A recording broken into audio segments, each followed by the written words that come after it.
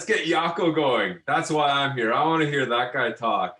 Okay. I've been following him on Facebook and seeing his work pop up on the Canadian blacksmith and bladesmith page, and his Damascus work looks amazing. So we've got him for the next 45 minutes to an hour. So I don't want to delay too much. Do you have anything else you want to add, Lyndon, before I put the spotlight on him? Ladies and gentlemen, we bring to you Jacco Van De Bruinhorst. Give it up for him. All right. Oh, you are muted. Jacco, I'm going to ask to unmute. Just a sec, Jacco, you're muted right now, bud. There we go. How's that? Excellent. Good. Thank you, Lyndon and Justin. Fantastic work you guys do. Always like seeing you guys in the group. You guys always provide valuable information, and it's always great.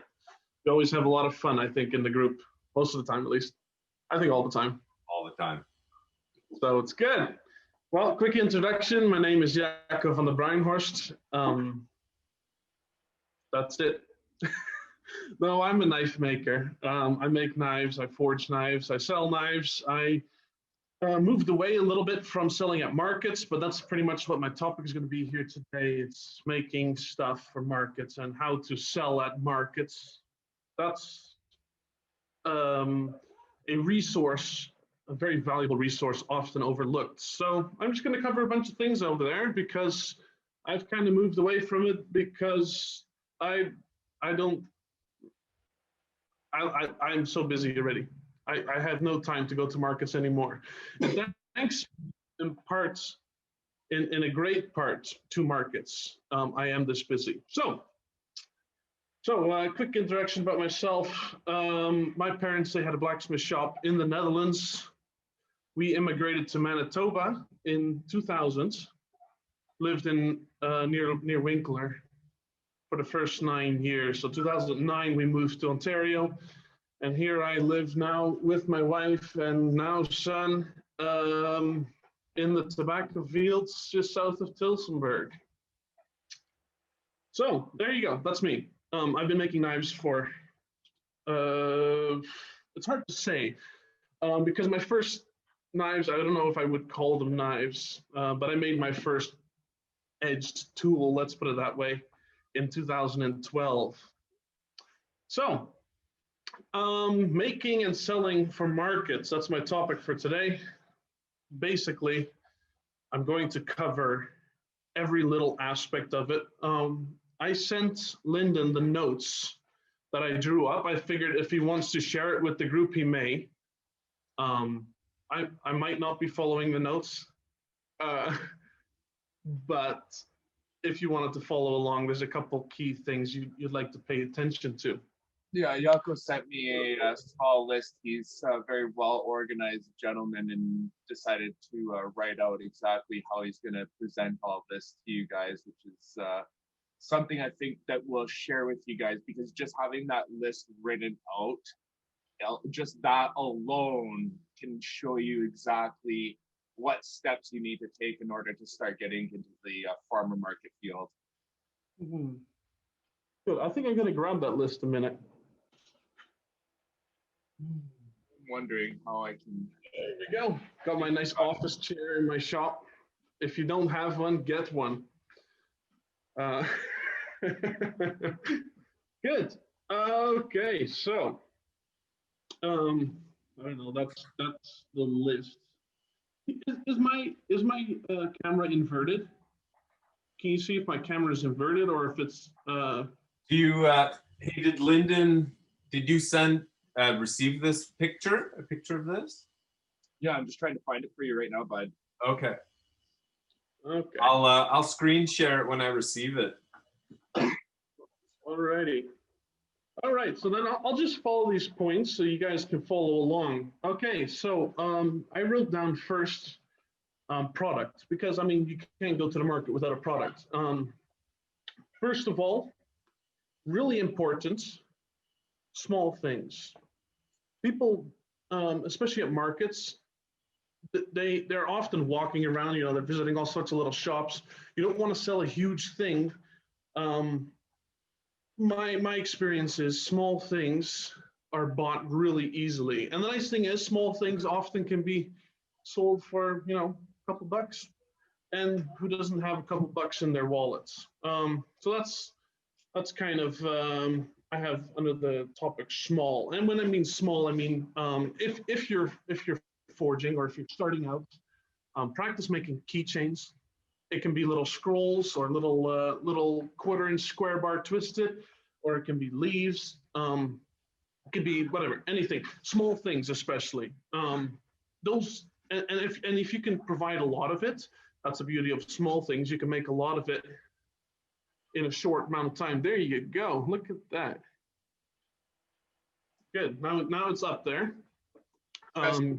Just to throw something else out there for you, sorry, Jacco, but if you want to get into doing this kind of stuff, markets, whatever, organization, man. 100% you have to be organized, or otherwise you're going to be tripping over yourself constantly. Your customers are going to see this, and you're only going to create yourself a bad reputation for not being organized. Organization is key. Sorry, Jacco. That's okay. I just didn't write that down. Thanks for. Oh no, I did. Under display on the bottom, but that's only on display. But anyway, organize yourself. Organize what you have. Come with a set price and whatever. So I'll just keep going down the list. Dollar store bags. They're like these little brown paper bags. They're just awesome because they, I don't know, $3 for $1 or something. And if people buy a keychain, they often put it right on their key. But if they buy a couple bucks worth, give a bag along. These stores that nowadays they're all charging for bags. Well, it kind of sucks. So give the person a bag, and that's actually kind of special nowadays. If you're one of the rare people who gives bags, people like that. Anyway, in my experience, I don't like people who don't give me bags for free. And I got under the next point, cheap and in parentheses, under 20 bucks. People can give away easily a $20 bill. It's just, if something costs less than $20, people can oversee that cost very easily. Easy to impulse buy $20. Sorry about that? It's easy to do an impulse buy at $20. Exactly. Even $25, I sold a lot and lots and lots of rare and spike knives, like lots. And sometimes, if they were going fast at $20, I would switch out the paper sign and put $25 on. And that extra $5, well, you get about 10% of the buyers, maybe not even. You might not even sell anything for $25, whereas you would sell out at $20. So is that $5 extra? Is that worth it if you're not going to sell anything? In my opinion, it wasn't. So that's what I found, because people want to pull out one money bill out of their pocket, and preferably the smallest bill, like a $20 bill. Keychain, same thing. You want to get a couple of them. If you have like a couple different kinds, that you put 2 or 3 different kinds for 20 bucks or something. I like to keep under 20 bucks. And if I had something else that was more expensive, I would keep it right at $50. Not $40, not $30, $50. Because that's a number people relate to. Okay? $50 bill. Can I just make a comment on that, Jacco? Of course. There's a psychological effect behind what you're talking about that a lot of people don't understand when it comes to the $20 and the $50 items at craft sales. The $20 bill, when you go to the ATM machine, what does the ATM machine give you? $20 bills. So when you're selling your stuff for $20 bills, somebody reaches into their pocket, what are they going to have in their pocket? A $20 bill, because that's what the ATM gave them. The Well next the next most common denomination out of the ATM machine is your $50 bill. If you're pulling out a large sum of money, you're either going to get 20s or 50s. So when you've got your items marked at $20 or $50, chances are somebody's got that bill in their pocket. And when they can open up their pocket and pull out that single bill, it is such an easy impulse to just hand that bill over to somebody and not even think twice about it. For sure. For sure. And it's not just a theory.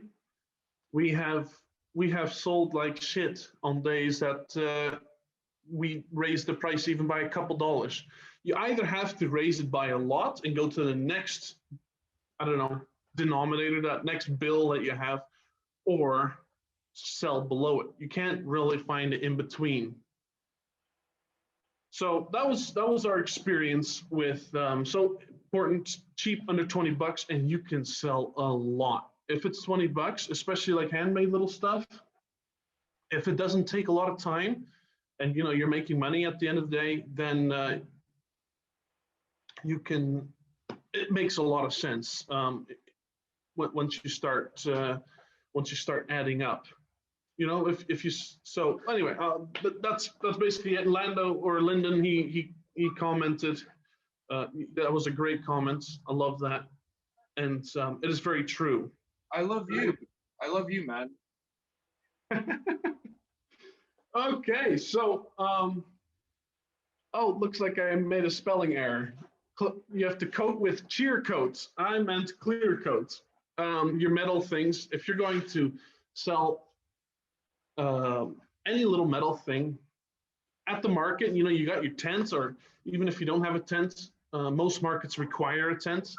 But if you don't have a tent, the moisture, the sunlight, all that kind of stuff is just rusting away your steel, oxidizing your steel. And the nicer the day, the worse that happens. Clear coat it, just give it a good spray. And a gentleman told me once a couple of years ago, let me just find that kid. Tremclad, not Tremclad, it's the other one. And I'll get back to that later. It's a clear coat. When it dries, it is food safe. So if you're making these railroad spike knives, or you're making little rebar knives, or I don't know, just these little cheese knives, people want to know if it's food safe, and you, out of good conscience, can say yes. So coat with a clear coat, because people hate rust. I mean, whether it looks, you don't want to put the rust in rustic. You want to keep the rust out of that. So if that makes sense, then let's just move on. So that's especially metal objects, coat hooks especially. A lot of people don't coat their stuff. Oh, there you go. Yeah, coat their coat hooks with a clear coat, and before you know it, you have visitors with a $400 coat, and they got rust in the collar. Nothing you really want ever. So. Yeah, primarily metal objects. You can do wooden things. If you made maybe a whole coat rack, and you had a wooden board, just spray the whole thing. Give it one whole seal, all around and across. So, yeah, clear coat. That's our fantastic savior. Now, you can do beeswax, but beeswax rubs off in time, and clear coat stays really good. And if customers are like, yeah, it's getting rusty because I've been using it, it got scratches and such, just tell them they can clear coat it again. It's very easy, $5 or $6 if they're on sale. I think that's not even a sale price. I think $4 if they're on sale, and you can bring all your stuff back to life. A little bit of steel wool, done. Okay, clear coat. And next point. Hooks, keychains, railroad spike, stake flippers, knives, like railroad spike knives. Those are all little things that make a ton of money. People like buying little things, as I said. It needs to fit in those little dollar store bags. People can walk around and they think they're really cute and cool with those little bags. And it's probably true. They probably are cute and cool, especially if they buy from you. Anyway, yeah, hooks, and that can be key hooks or coat hooks or hat hooks, any of those kind of things. Little metal things. They take one heat, and you can forge out a nice little hook. You don't have to punch the holes. You can drill the holes if you throw them all in a bucket of I don't know, vermiculite or sand or something, so they cool off slowly. You can drill all those holes and not have to worry, countersink them, and be good. That way you can make a lot in a short time, and yeah, your hourly rate goes up quite a bit. Keychains, you don't have to coat keychains if you don't want to, but as they are in storage, they will rust. So, if someone has it on their key, it's going in and out their pockets, in their cup holder from the truck, etc. It's always being cleaned. It's rubbing against stuff, but in your storage, you still don't want it to be rusty, because you don't want to have to clean those things over and over and over again. Steak flippers, they're a lot of work, and they're hard to sell for 20 bucks.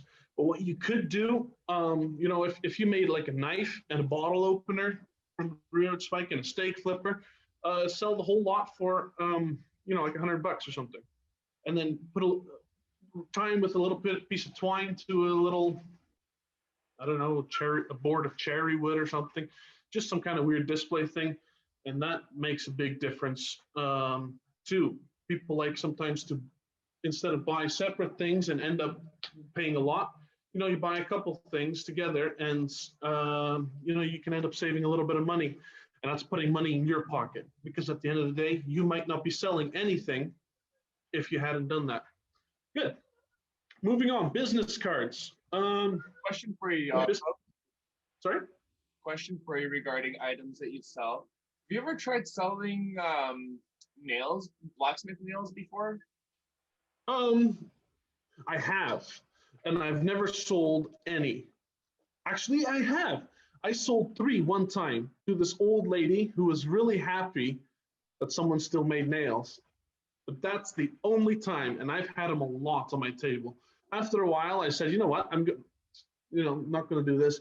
I have a whole bunch driven into walls and posts in my shop with tools hanging off it because I think it looks cool.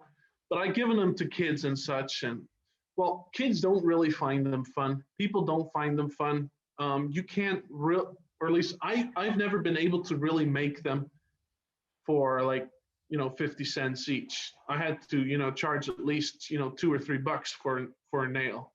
And no one wants to pay that for a nail. I mean, you can buy a coat hook from my table also for $3 or $5, depending on the coat hook. And that's just adding a couple little bucks, and you get something way nice, something you can use for always. So no, I've never sold really any nails. Good to know, bud. Thank you. Yeah, no. Business cards. I see a lot of people either printing their own business cards or having them printed, but choosing a very simple look to their business cards. And like white business cards, they don't look nice. I mean, they end up in the back of your card slot in your wallet, and you never really look at that. I don't have a business card here. Oh, buggers. But my business card has got flashy colors. Red, white, blue. Those are the colors of the Dutch flag. And when people see that card, it right away grabs their eye. And my point about it was, if it were to lay in a stack of paperwork, that was going to grab your eye. You could see it right away. You want people to know about you. They don't have to buy from you, but they need to have it in your head so that when time arises and they have a conversation, they can, oh, wow. I guess my wife tuned in. There's my business card. I don't know. Thanks, Scott. So it's a flashy little business card. If it's laying on the table, you can see it really easily. Cool. There's my business card. But you can buy a pack of, I think, 500 for 18 or 20 bucks. Vista prints. Not exactly sure anymore. It's been a while since I bought cards. Because I'm not doing markets anymore. You don't give away cards, but it's really important. Even if a person doesn't buy something at your table, that you give them a card, because that card's going to end up somewhere. It's going to end up somewhere, whether it's in the garbage or not. That doesn't really matter. Before that, people should have seen it a couple times, and that name will ring a bell after a while. Now you can see I have my logo there, and it's kind of in the forefront, whereas all the other words are all. Oh, Lyndon, thank you. How did you get that? This guy I know sent me an envelope. I don't know, and this was on it. Oh, I wonder who that was. Yeah, Steve had one too. I wonder where he got his. Oh, Yes. Steve got one too. What did you buy, Steve? Should write in your comments, Steve, where you got the business card. Oh, I haven't been reading these comments, but that's pop-up pens go on the sale. Yeah, they don't want to store them over, so buy them now. Buy them within the next month or so, because people are not doing outdoor stuff anymore. You can get a nice gazebo or pop-up pen for 120 bucks or something. That's a great and idea. you're good for a long time. Take care of it though, and it'll last for a long time. Stamp your bag with contact info. That's a good one. Very good one. That I had an ink stamp, and I stamped my logo on it. But you know, even if you want to stamp it with your contact info, that you can do that too. My total object was keep it cool, but especially cheap. I don't want my work to cost me anything. You know, I had all these Verret spike knives, therefore all for free. That's one of the reasons why I forge so much. Is you know, it's material conservation. So they go on sale for 10 bucks a Vista print, the cheapest option. Don't always go for the cheapest option. They can feel like flyer paper, depending on whatever kind. And you might get, like this card, I don't know, you can probably see it a little bit in the light. It's a little bit shiny, and that's kind of cool always. It says my screen, my internet connection is unstable. So if I fall out, I hope I don't. Can you guys still hear me? Yeah, we can still hear you fine. Your video is freezing every now and then. You're doing the robot there, kind of. It's all good. Oh, okay. Well, maybe I can turn it a bit. I don't know. I have 4 bars in there now. Okay, so that may have helped. So that's all under product. That's our first point. Basically, to recap, get a bunch of little items, small stuff especially. People like to handle stuff with their hands. They don't want to pick up something. They want to have something small. That's not cheap. Pardon? That's not what she said. Oh, don't She said, worry. oh, sorry. I gotta learn to stop that, man. I'm terrible for that. My Oh. wife hates it. That's okay. Not a Right, I'll problem. go. Okay. Keep it under 20 bucks if you can. No, not under. Keep it at 20 bucks. At 10 bucks, at 20 bucks, at 5 bucks, at 50 bucks, whatever you have. Those are, people don't want to, as I said, spend 2 bills or something, unless it's like 2 tens or something. They, as Lyndon said, psychological thing with people. It just resonates with them. So clear coat feels nice on the hands. Someone said earlier, on the skin and such. Hooks, keychains, and I did not write this down, but clean your stuff good.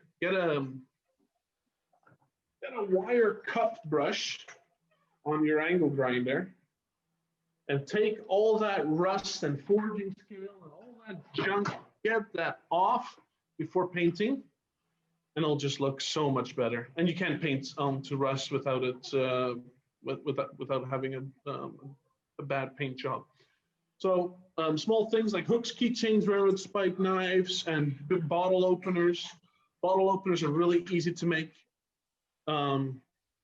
Steak flippers, make sets. Combine things for a little bit more so people can spend. Make sure you get the people to spend their money at your tent and not online. You want to make them feel like they got a good sale, and they probably do, but they don't know that. And you want to make sure that they do. And business cards. Here's my card. And good. when Yes. it comes to painting your objects, have you ever done anything other than wire brushing? Do you do any sort of cleaning processes, wiping the pieces down before painting or anything like that? Oh, yeah. Depending how many I'm doing. If I'm wire brushing maybe 30 or 50 railroad spike knives, let's say in the afternoon, then dust will accumulate on whatever one. So I take a piece of soap towel and give them all just a quick brush. I don't want to use a compressor because I don't have a water filter on my compressor. Yeah. So it's going to blow a little bit of moisture on. But if you have a moisture filter on your compressor, you can blow it off your compressor. But I just didn't like to do it. And besides, it'll blow the dust from underneath it everywhere. I'd rather wipe it off. Yeah. Before painting. If I could make a small recommendation to you, to everybody, that isopropyl is super awesome. Wiping your pieces down. If you have a small bucket that you can throw your piece into isopropyl prior to painting it, the bond that your paint will have on the surface will be that much better by cleaning it off with isopropyl first, because isopropyl will clean off any and all grease and oils that may have accumulated within the pores of that steel, and that's where your paint is going to get the greatest bond. That's very true. Very true. Slop Shop by Walter is one of my favorite products. It's an aerosol product that is non-chlorinated. If you're using any sort of brake clean, stay away from chlorinated cleaners. Red is dead. Do not buy the red can. Anybody in the welding industry will know this. Red is dead. Stay away from chlorinated brake cleaners in the shop. You do not want that stuff anywhere near heat. The fumes from it are extremely toxic. It's identical to breathing in mustard gas. Do not bring that stuff in the shop. Justin, just to answer your question, I believe acetone is oil-based. Can someone correct me on that if anyone knows? Because it'll leave a little film, I believe. It cleans it good, but still that little film. Someone maybe correct me on that. It's been a while since I read anything about it.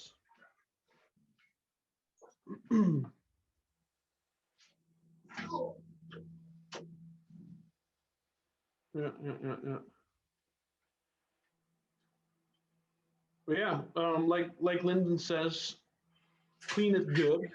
Now, I've never really had a problem with wiping it down before spraying, being that if I'm finished a railroad spike knife, there you go. I don't see it. It doesn't say anything about it being an oil-based product whatsoever.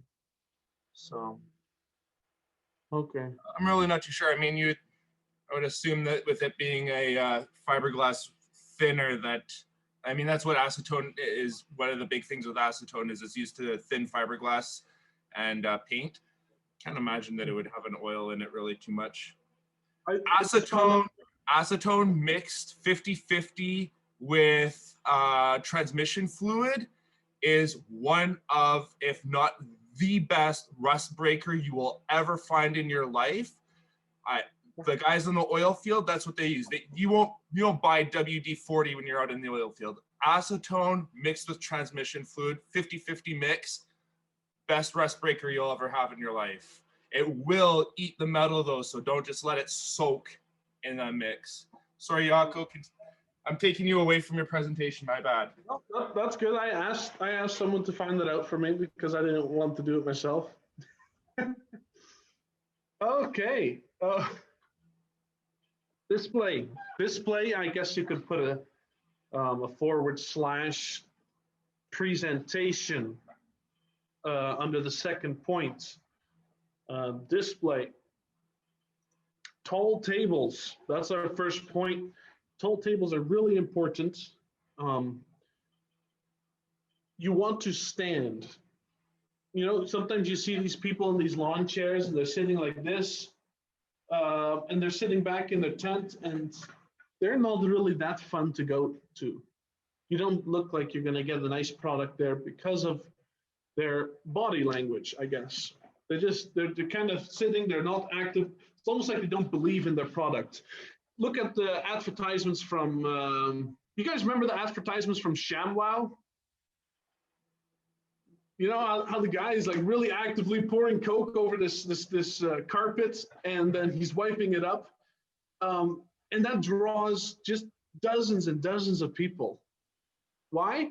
Because his body language shows he believes in his product. You know, he's actively very, I guess in a way, passionate about it. I don't know if he is passionate, but you get that kind of look from that. So yeah. Be active behind your table. Don't sit down. And if you sit down, I guess under the third point I have there, I have bar stools or no stools, but something that sits you up taller so that you look like you're ready to, there's our, yeah. So bar stools or no stools. Now I understand you need to sit sometimes. So as I said, bar stools, the way to go. Because you, as I said, you want to look active behind your table. People like that. People see, oh, that guy believes in this product. That is one of the more important things. It's not the most important. I'll cover the most important in just a minute. Under the second point, sloped tabletops. If a person's walking from a distance and looking at your stuff, he doesn't want to just see a black line and all your products are in line level with his view, because of course we're having these tall tables. But when I mean a tall table, it's something maybe about this height. So that's roughly what I would say. You know, like a bar table, actually like a bar table. What do you mean, Jacco, by sloping it? Are you adding another sheet of plywood on top to pitch it over, or are you? Exactly it. Okay. So, I took a piece of plywood, cut it the size of my tabletop, and I screwed a 2x4 on end underneath it. And you can leave a little space open so you can put your money box down there or whatever, or your extra cash if you got a lot of extra cash, so that if someone takes your money box, you haven't lost it all. But that when it's sloped like this, you can see all the products laying on. And I even made like a little, like it's almost like a staircase with my railroad spike knives on it. If anyone wants, just send me a message or however, and I could send you pictures of our market setup. And it just needs to look very welcoming. People don't want to go to your tent if they don't need to, but you need to make them need to, and that's the big thing. If it looks like garbage, they're gonna think the same way, and they're not gonna come to your tent. You need people, you need that foot traffic in your tent or in your stand, or in front of your table. You need those people there. Got a couple comments, Jacco, from Cindy. She said, what you're talking about is make sure that you're at eye level with people with your table. Make sure you're connecting on an eye level basis, right? in a way, yeah. And now it's hard for me. Another, you're a tall mofo, that's for sure. Glenn Martin also says a short staple length sheepskin looks very plush and high end. Also hide the legs so you can store stuff under your table. Higher tables also will help keep fingers from kids, wandering fingers. That's not all, that may be, but when the kids are interested, the parents are. You'd be surprised. True. So maybe an idea is to have stuff that is kids safe at a level for kids and stuff that's not kids safe at a level that's not safe. Yeah, exactly that. One thing I've actually heard from I listened to a podcast called The Mark of the Maker.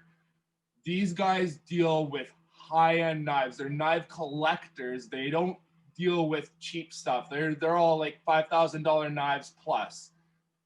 If you're dealing with knives like that, a glass case. You do not want people have even the risk of somebody touching it. You don't want that. Glass case for your stuff, in a glass case. If they want to see it, you pull it out and you hold it for them. You do not let them touch that knife. Exactly. Sorry, go. Yeah, no, and it's good to have variety. I should put that in between also, because I had expensive knives, you know, $100, $200, $300, $400 knives, alongside with my cheap stuff. And I should add as a point, that is a really good thing to have. Some people are out there, they want to buy something for, I don't know, $200 for their friend who helped them move to their new place. He's not going to buy 10 railroad spike knives. He's not going to buy 20 hooks, coat hooks. So, and he wants something maybe like a knife or something, or something more expensive, depending on what you'd like. I mean, if you made bar chairs or something, I don't know. But that you have a variety that you cater to the whole spectrum of customers, not just the cheapos like me, but also to the people who are willing to give to makers. There are people like that, and it's good to connect with those people because yeah, that'll make that'll give your table more variety. So that's basically it. I should keep moving though, because I don't know how much time do I still have left. 15 minutes. Whew, I better keep going. Okay, so dress nicely. That's probably the most important thing that I'll say today. Dress nicely, shave if you shave, trim your beard if you have a beard. Don't look like this. So, shave, wear a nice hat if you wear hats.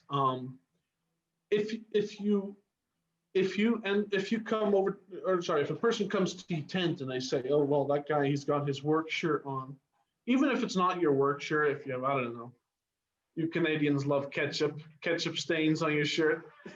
that really sets off. What's that? Coffee stains. Coffee stains, yeah, that's me. So nice dress shirt, jeans or whatever, or a skirt, or however you like to dress. Nice belt. Tuck in your pants. Tuck your shirt in your pants. Sorry, I don't want to have to tell what your moms probably all told you when you were young, but there is a level of respect for people who dress nice, and everyone has that. Everyone has respect for someone who took the time to dress nice. Comb your hair. Yeah. Clean your hands. No, my hands aren't the cleanest right now. I got some glue on it, so it's hard to clean that. It's like really hard. But in a way, like even for this presentation, I put a nice shirt on. I put my nice hat on. I shaved this morning because not that I'm selling you anything, but I'm actually taking your time. You are paying me with your time, and you want to be invested in something good. Anyway, so dress nicely is the most important thing I have to say today. If you leave with nothing, there you go. Burlap, black tablecloths, like Lyndon said earlier, and I didn't make a point of this, but I do at the markets. The tablecloths, they run right down to the ground, right to the ground. So you can put your boxes or your crates or your baskets full of stuff. You can put that underneath there, and it's all out of sight. People can't see under your table. People have no business under your table. And besides, that tablecloth will draw them to whatever's on top. They'll look at the tablecloth and the eyes will follow up and see what's on your table. And that's really important because there's enough distractions in life. People don't like that. Okay, organized display, and I covered that earlier. But also, or no, Lyndon covered that. I don't know. Someone covered it for me. And basically, keep your knives separate from your hooks, separate from your bottle openers, separate from your keychains, etc. Because people, if you're going to dress nice and your tablecloths come nicely to the ground, nice and straight, you have a nice, your whole table looks great. People love that. There's a store close to my parents, and that's it's Foodland. It's a grocery store, and all the cans in the food aisle are right in line with the edge of the shelf. You know how nice it is to shop there? You know, you walk in there and you're like, wow, oh, this is so nice. So that is also one of the more important things, organization. And write down what you sold. Write down, even if it's just little railroad spikes with tally marks and all that kind of stuff. That way you have an idea, what should I work on next week? Because you'll be packing all that stuff and leaving it packed up for the next show. You don't want to have to unpack it all and have to count all what you have left and such. So that is point 2. If anyone has any questions. Empty space is important. Yes, empty space is important. I was just going to add about what you're saying about your table setup and decor, how people will come to your table and see, say you don't have any of that stuff and it's just random stuff on your table. They don't necessarily see the value in your product. But once it's on display and it's well separated and the empty space, like Glenn mentioned in the chat, that like they're featured and they have a value to it. But if it's just strewn about, then people kind of look at it and go, okay, it's a mess, whatever, and keep going. But when it's all nicely placed on your burlap and stuff, then people kind of are enticed to look at it and see the inherent value that it has because of the time you've taken place to decorate it. Yeah, for sure. You nailed it right there. So moving on, I guess I have about 10 minutes left. Just under third point, which is miscellaneous. And I spelled that so wrong. Paper and pen do not have autocorrect. So anyway, miscellaneous. Anyway, everyone can view my my awful spelling. And I feel really bad because I had an excellent education. Anyway, payment options. Square. Have anyone heard of Square? Square point of sale. It's actually abbreviated to POS, but that sometimes means different things. Yeah. Point of sale. You can get these little readers. I think it's $129, and it's a one-time fee, and every transaction you pay around 2%, 2-3%, because people who don't have cash. There you go. That's it. Oh, sorry, I should point at the camera. That's it. That just connects to your phone, right? Yes. Connects to your phone. You have to have data, and it deposits it to your bank the next day or within 2 days. It deposits all the money to your bank minus what they took. So if I sell something like a big thing, people don't have that cash. You need to have, if you have big things, especially that option to pay with credit or debit card.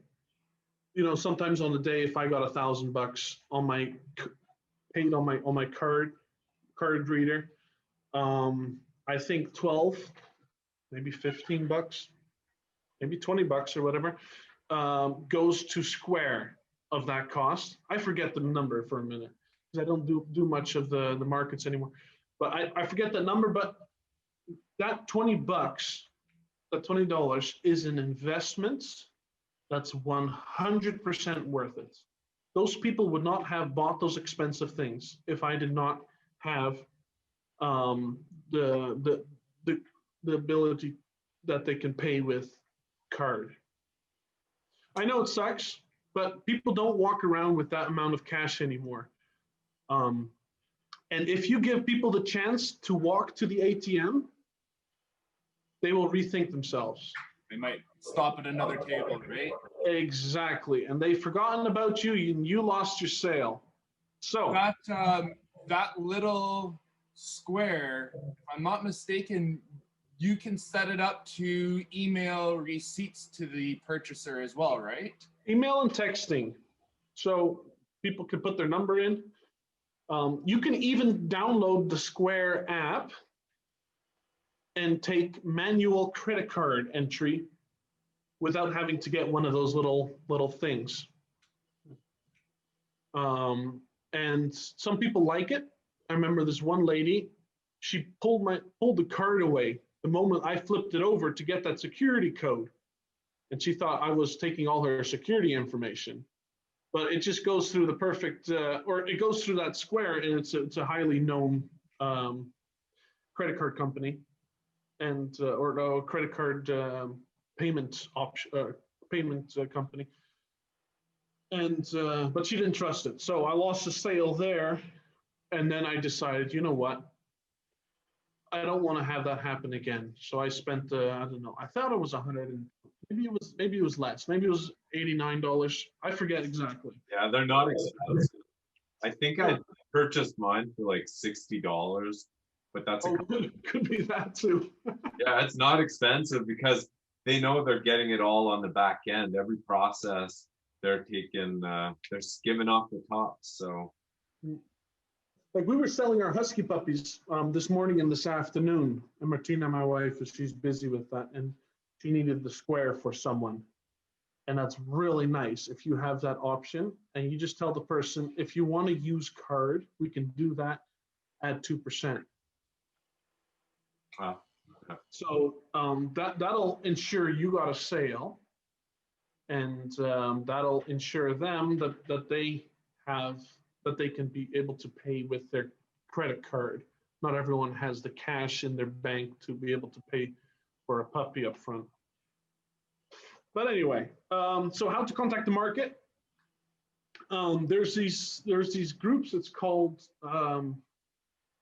I think it's called a BIA, and every city and town has that. And I just off the top of my head, I forget what it stands for. But they are in charge of markets. Even if you go to the farmer's market, you say, "Can I speak to the moderator of this market?" or such, or someone who takes care of this market, and you can get their contact information, give them a call, or talk to them in person. They will send you this form that you have to fill out. I'm not selling any illegal goods. I'm not selling food without my food stamp on it. And you have to kind of describe what you're selling and so forth. And people, they love having people like us, like you guys, on markets because there is so little of it. You hear sometimes people on Facebook making stuff for markets, and they're just few and in between. Okay, so quickly, insurance.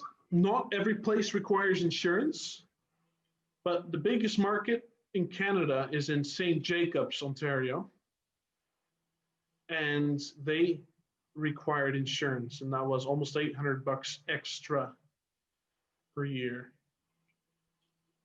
for our little tent because the foot traffic. I mean, you pay that off in a Saturday. You can easily pay that off as long as you have product. You can pay that off in a Saturday at that market. And we only went the Saturdays, but it's a Tuesday, Thursday, and Saturday kind of thing. Insurance, it kind of bugged me first when they said that. But yeah, if they require it, that is sometimes a good sign. That means they have a lot of people going through. So make sure you kind of go through something that a lot of people go through, and go to a market maybe 2 times, and go to another market 2 times, go to the next market 2 times, and just keep switching up markets. Why that is? It's because people get used to your stuff. You want to keep your presence fresh in their mind. Now, unless you're going to stand there every day, every time the market is there, from the beginning to the very end, then but our kind of stuff is not a consumable product. We're not food vendors. We sell a non-consumable product. So our client base, our customer base, keeps moving. No, keeps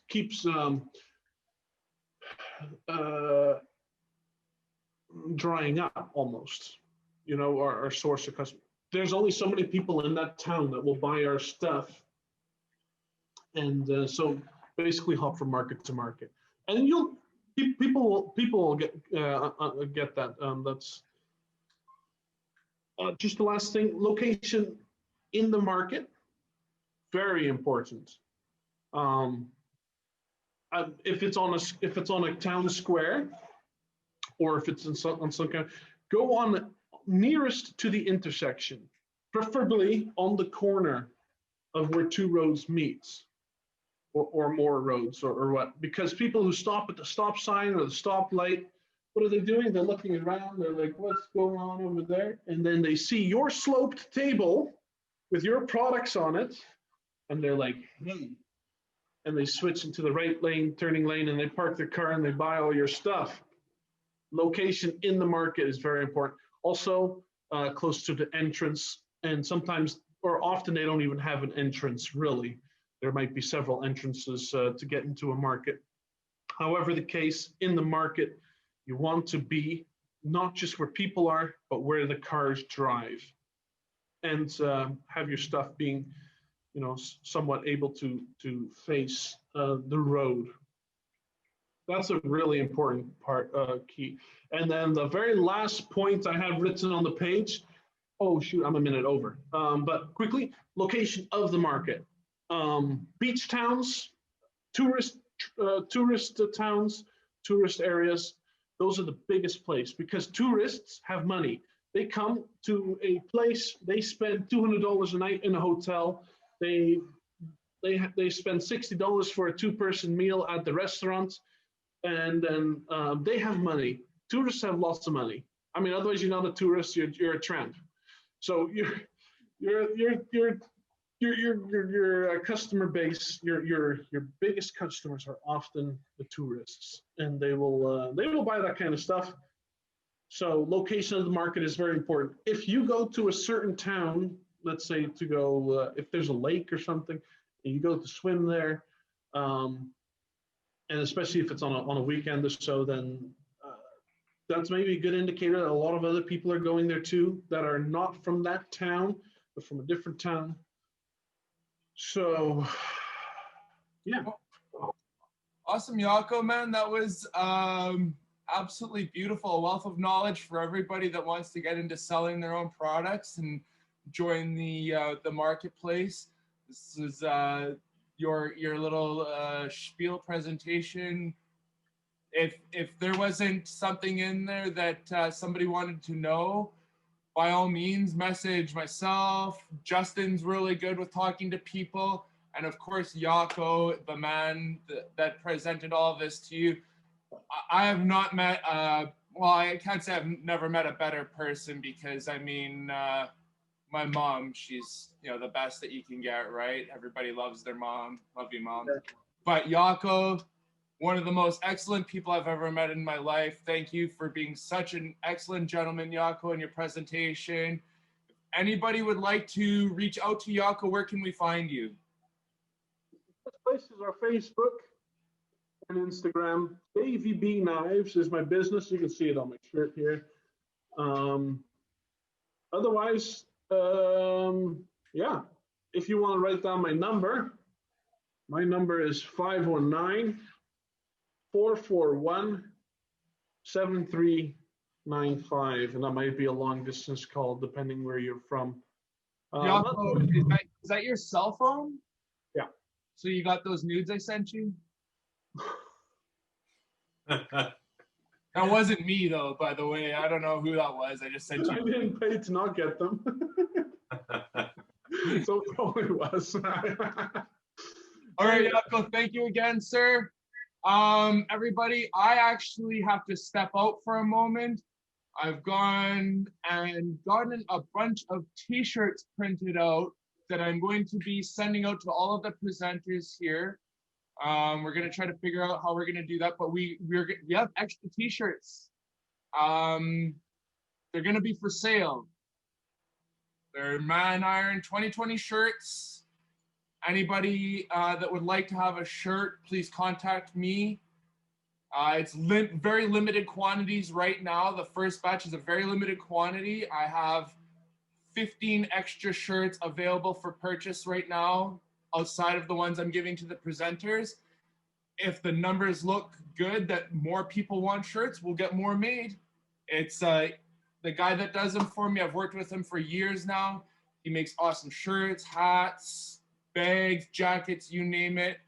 If there's something that you're interested in, we can work on this. We're gonna look into hats as well, but for short term, what we've got available right now is shirts in large, extra large, or double X.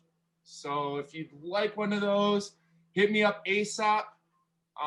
First come, first serve, abstractblacksmith@gmail.com or Manitoba Blacksmith Guild @gmail.com if you'd like a shirt. I don't have a price for you quite yet, but I think it's $12.50 plus tax for the large, $15 plus tax for the extra large, and $17.50 plus tax for the double extra large, if I'm not mistaken. And I'm not gonna make money on this. I'm sending them out to you guys at this price cost right now. That's how I'm gonna do it, I think. Then you have your shipping on top of that too, I'm guessing. Yeah, so there's going to be a couple costs involved in that. As you know, a double extra large might end up being about $25 in the long run, or $22, I think, after taxes and shipping, right? So we'll figure that out. We'll let you know. If you want a shirt, though, email me and we'll figure that out. I apologize. I seriously got this taken care of at like 2 o'clock in the morning last night, so bear with me on it, you guys. All right. Lyndon, I'm cutting you off. I'm taking the spotlight.